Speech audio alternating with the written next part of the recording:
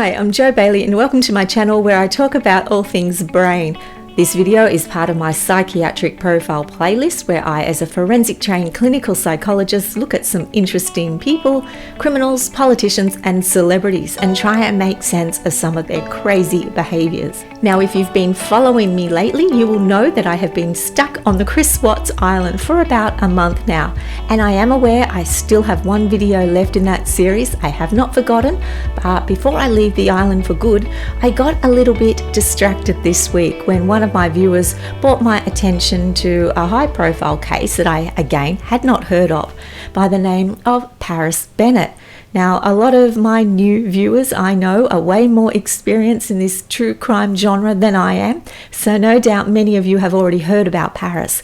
But for those of you who have not, hang on tight because this case is truly crazy.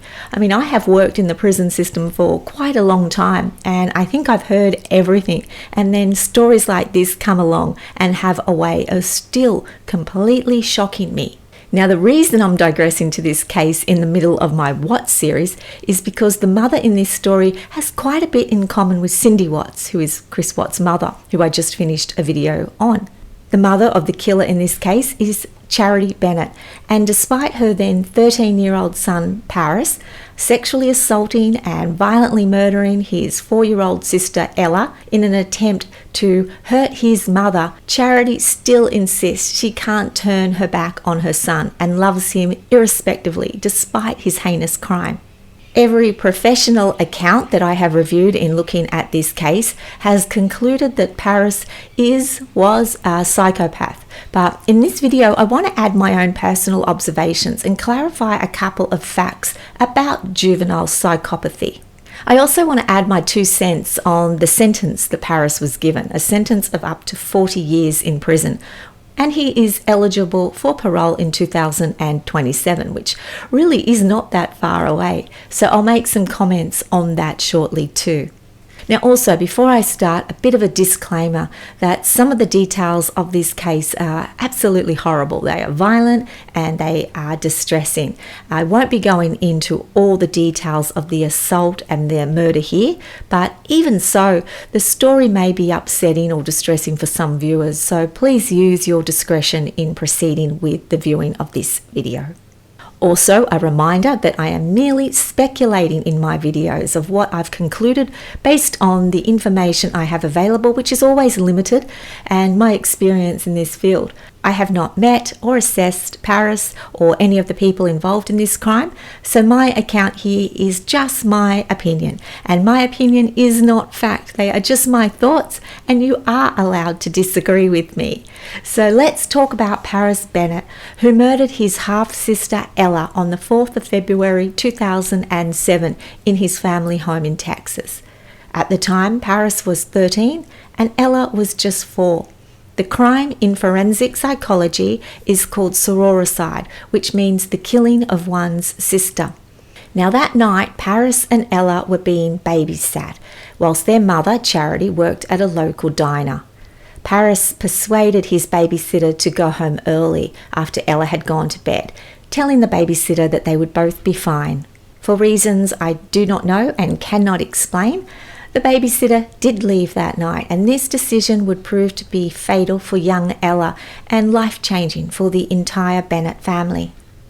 We know that after watching some violent pornography, Paris took a kitchen knife from his home, went to his sister's room where he raped, strangled, beat and stabbed Ella 17 times in a manner that would inflict as much pain as possible on both his sister, but more so his mother.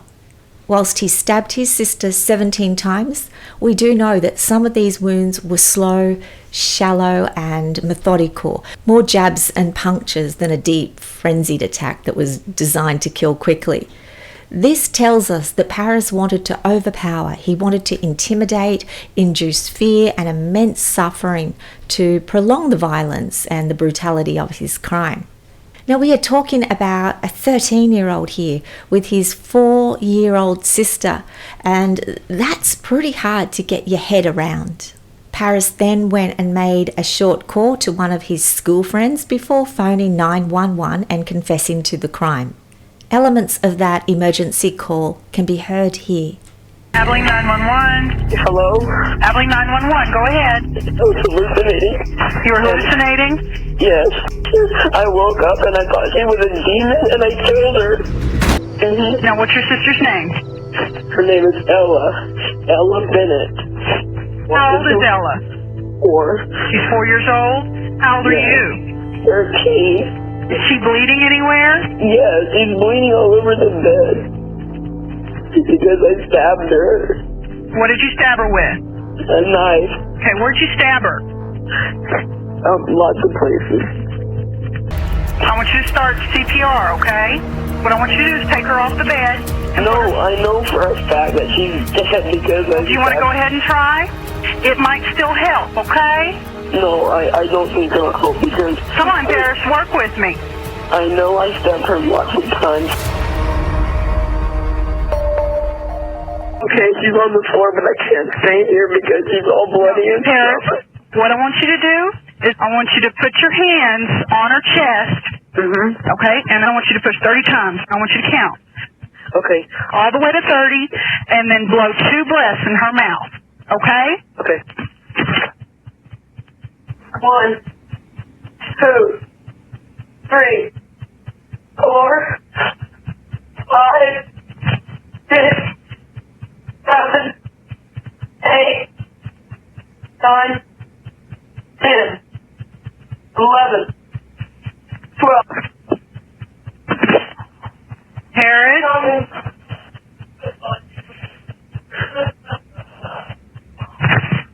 You put it down. Now, in that 911 call, the operator instructs Paris to do CPR on his sister. You can hear him initially resist, saying it's not going to help, that she's already dead. He knows that she's deceased. But then you hear him comply with a bit of persuasion from the operator, and you hear him counting to the compressions. But these compressions, we now know, he never performed. He just pretended to be distressed, and he pretended to cry, and he pretended to do CPR. Evidence showed the sister did not receive any assistance from Paris, and Paris himself later even admitted that he wasn't even in the same room as Ella's body when he was pretending to count the compressions over the phone. Paris was of course convicted of this gruesome crime and sentenced to 40 years, and that's where he remains today, behind bars in a Texas state prison. Now, if that isn't crazy enough on its own, there are some other critical facts to this story that require mentioning if we're to try and understand how something like this can happen. The first is that Paris is what we might call a genius. He has an IQ of 142. Now, to get an idea of how rare an IQ of that magnitude is, let me show you this graph. You can see that most of us, almost 68% of us to be more accurate, are going to fall into the average range, somewhere between 85 and 115 IQ points. However, almost all of us, 95% of us, will have an IQ somewhere between 70 and 130. Then at the lower end of the spectrum, we have those who we consider severely cognitively or intellectually impaired, and they'll have an IQ below 70, and they comprise less than 2.5% of the population. But then up the other end, we have those who are the geniuses, or an IQ of 142 that Paris had would occur in less than 0.25% of the population. So he was incredibly intelligent as far as intelligence is measured by contemporary IQ tests. But we also have another quotient, an EQ, emotional quotient, which is a measure of one's emotional intelligence, which some have said is a better predictor of success than IQ alone. And it is essentially a measure of how one manages, regulates, and responds through their awareness and experience of personal emotions and the emotions of others, which we call empathy. Whilst I can find no formal report of Paris's emotional quotient or his EQ, it's pretty easy to conclude that he felt emotions very differently from most people, despite being highly articulate and capable of discussing emotions, his ability to actually feel them and convey any true understanding or experience of authentic emotion is severely lacking. So whilst he has a high IQ, he has quite a low EQ. Now this poses an interesting juxtaposition in many ways. Paris has a very high intelligence, so some of his cognitive conclusions about himself, his actions and his motives are very insightful and very eloquent, albeit severely disturbed and without emotion. But take, for instance, his self-assessment of his own mental state. Paris says he is not insane, he takes full responsibility for his actions, and that he is not mentally ill. When Paris's mother described how she knew two Parises, one that she loved dearly and another Paris that was capable of monstrous things, Paris responded. He said, "See, I don't see it like that, because everybody has within them that capacity for violence, and given the right set of circumstances, you can act on that capacity. I held grudges, I was passive-aggressive, I had poor empathy skills, and all that led up to what I did." Paris also said, "There's no clear demarcation between good Paris and bad Paris. There's just Paris."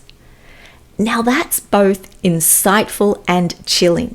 And to be fair, I think Paris has expressed significant accuracy and condemnation with that statement that he made. He is essentially saying that he is capable of both good and evil acts, and under certain conditions and systems, he can be tipped one way or another. He isn't ascribing blame to anything or anyone else. He's taking responsibility, and he's acknowledging that he, or any of us for that matter, can possess both good and evil, but he just chose to succumb to the evil side. And when we look at earlier pictures of Paris as a young child, we see him playing apparently happily and normally with his younger sister. You can see the light and the playfulness in his face and moments of genuine happiness in some of these pictures and home videos. But when you take a closer look, I can also see signs of a child experimenting with controlled and considered aggressive tendencies. Here he grabs his baby sister's head, and I can see how part of him wants to continue shaking her. He wants to hurt her more. He wants to push the boundaries, but in this instance, Mum is there and Mum redirects. Hey.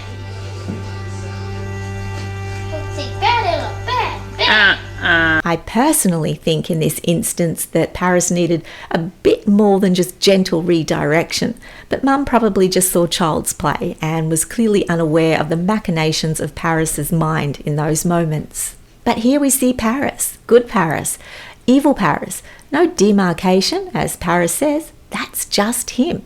But Paris was more bad than I think Paris realises. Whilst I do agree with him that we are all capable of both good and bad acts, the difference here is Paris is without a conscience. He's without guilt. He's without a moral compass. The thing that tells us, wait, this is not just bad. This is way off course, and this requires a complete calibration and rebuild. So Paris was highly intelligent, he was capable of manipulation and mental calculations way beyond his chronological age. He presumably used those devious skills and that intelligence to persuade the babysitter to go home that fateful night, and to also convince his mother that there was nothing untoward about some of those more aggressive, boyish behaviours that we just saw. But did Paris know what he was doing? Well, with an IQ of that level, I would have to say yes, he did. But let's dig down a little more into this case, because there are some more sinister and intriguing elements in the familial history of this family. This was not Charity's first experience with murder. Before she became the mother of a murderer, she had been the daughter of one. Well, technically she was the daughter of a mother accused of murder, the murder of her own father. Charity was just 6 years old when police found the body of her father, who had been shot several times in the head, and police thought this looked like an execution. Charity's mother, Kyla Bennett, soon became the prime suspect in the murder of Charity's father. And although Charity's parents had been separated for some time, they had remarried just 57 hours before the murder during a trip to Las Vegas. Kyla stood to take over the family's lucrative trucking business if anything happened to her husband. Now, is that a coincidence? Maybe, but I'm not a big fan of coincidences. Police eventually charged Kyla Bennett with hiring a hitman to kill her husband, but a jury later acquitted her. 10 years after that tragedy, when Charity was around 17 years old, she became a teenager and she was hooked on heroin, and her mother kicked her out of the home. Charity was left to defend for herself, and not long after, Charity was clinging to life, contemplating suicide by overdosing on heroin. But before she conceded to death, she learned of her pregnancy at just age 18, her pregnancy with Paris. Paris's father didn't hang around long, but we do know that the father had paranoid schizophrenia and had reported experiencing both auditory and visual hallucinations. And despite all these obvious challenges at her young age, Charity is quoted as saying, "Paris changed everything. He saved my life." We know later he would also destroy it. But at 13, we technically can't diagnose Paris as a psychopath. If a child is going to become a psychopath, we will see clear violation of the rights of others. We saw that with Paris. We'll possibly see a child hurting animals. And we know that Paris did engage in that kind of behaviour. There was a time where he was caught throwing frogs off a very high balcony and splatting them onto the cement below. I think his mother said that she came out, caught him and reprimanded him for this, and they went down to see if any of the frogs had survived, and some had and others had not. And she said that there was one frog that was clearly badly injured and she wanted to put the frog out of its misery, but Paris didn't want to kill it. And my understanding is that some have suggested that this means Paris had some compassion or some recognition of the animal's suffering. But I tend to think, given the later nature of his crime, that it was more a warped way of allowing the animal to continue in its suffering. Now, I don't know, but point being, we know that he did hurt animals, so he had that indicator as well. Other indicators include lying, and he lied to people. The babysitter is a good example. Manipulation, selfishness, sneakiness, and a desire to hurt others for his own pleasure. And here is an eerie video where we hear Paris say something rather unusual to his mother. Take a look. Mom, what's your least favorite word? My what? Your least favorite word?